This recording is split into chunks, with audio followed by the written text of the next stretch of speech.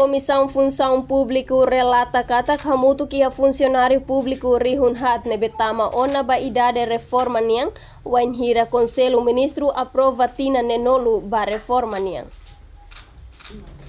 Presidente KFP Agostinho Latencio de Deus informa assunto neba média foi relata resultado diagnóstico no plano reforma administração pública ba primeiro-ministro Kairala Sanana Guzmão e a Palácio do Governo ter salão Ronolo Resin Lima Folanzonho tinandri Ronolo Resin Hat. Ita sidau que a decisão ida. Será que a reforma nem é 60k, 65k? Quer dizer, decisão dos Conselho Ministro de Rona 60. Se cara que está carba 60, né? Se cara que está carba 60, se está carba 60, agora não por volta de 4.000, né?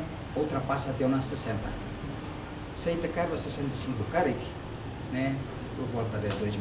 Então, total, né? Depende da decisão final, tinha reforma né? Já tinha certo. Bem, kita ada yang kata 4.000 racing, liwana tinha 60. KFP MOS e a preocupação bot quando o problema principal balon liliu agente administração público nebe recruta ela husi cada linha ministerial tanto agente administração ka casual sira nebe makla iha definição claro no ladun define função lolos montante salarial hira maknia tem que retan no selutang.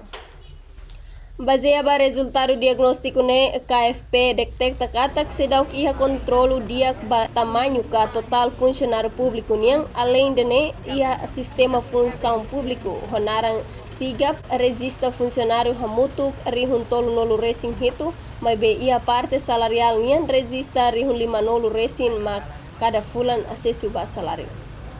Leonito Fátima VIP TV.